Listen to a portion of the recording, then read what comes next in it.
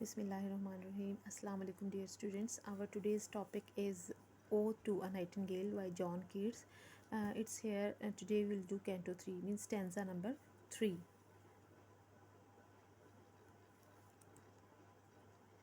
Okay, let me start this. First of all, I will read a few lines from the text, then I will give you an explanation line by line. Okay, fade far away, dissolve and quite forget what thou among the leaves hast never known. अब actually stanza में क्या कहता है कि unlike the previous stanza जहाँ वो wine या वो वेरीनेस से वो उसको लेके भूल जाना चाहता था, यहाँ क्या कहता है कि Keats wants to escape completely from the human world and he wants to get refuge in the world of Nightingale.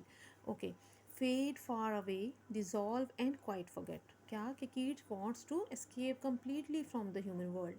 He wishes to disappear or dissolve or melt so he can forget life's all pains and sufferings. Next, what he says, what thou among the leaves hast never known. Okay, he tells the nightingale that it has never experienced human suffering. कि nightingale ने तो कभी human suffering को experience नहीं किया because it lives freely in nature among the trees. The weariness, the fever and the fret. अब इसका क्या मतलब है जब कीट्स कहता है कि ये जो वर्ड्स हैं उसने डिस्क्राइब किए हैं weariness, fever and freight. Weariness exhaustion from life, fever जो है वो हमारी इलनेस है या इंटेंस सफरिंग है, फ्रेट हमारी एनजाइटी या वरी है. तो क्या कहता है कि दीज वर्ड्स जो उसने अब कहे हैं ना कि actually these words describes human troubles. Next he says here where man sit and hear each other groan. कि in the human world people suffer together hearing each other's pain, complaints and miseries. Next line है where palsy shakes a few sad lost grey hairs. He describes in this line क्या कहता है कि he describes old age and disease. अब palsy क्या है? Palsy actually trembling illness है जो जैसे हमें ओल्ड एज में बूढ़े लोगों को अक्सर हो जाती है. अब क्या है कि palsy shakes the few remaining grey hair of the elderly. Where next line में वो कहता है कि where youth grows pale and spectre thin and dies.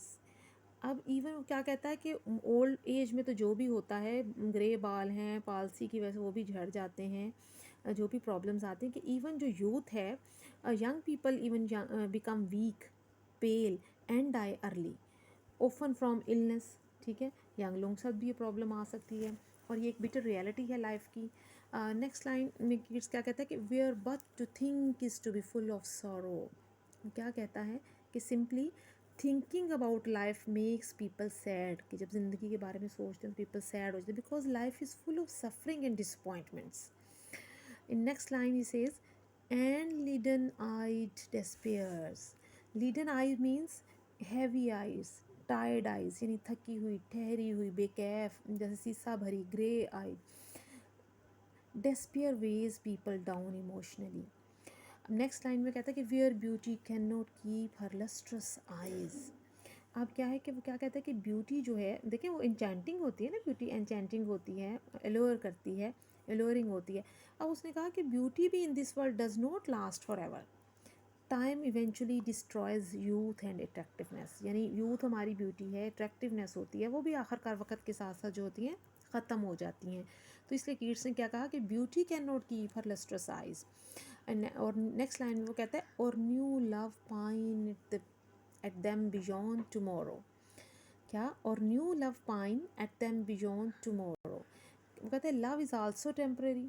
Even जो पैशनेट लव होता है यानी न्यू लव है उसमें बहुत पैशन होता है ना, फुल ऑफ पैशन, वो कहते हैं वो भी can not remain forever, वो भी ख़त्म हो जाता है एट लास्ट. तो actually by all these lines हम क्या आइडिया निकालते हैं कि कीट्स इस स्टेंजा में contrast the immortal carefree world of the nightingale with the painful human world.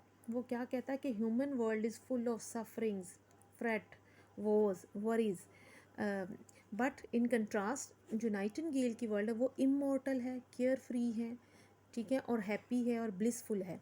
तो he wants an escape from human world into the world of nightingale.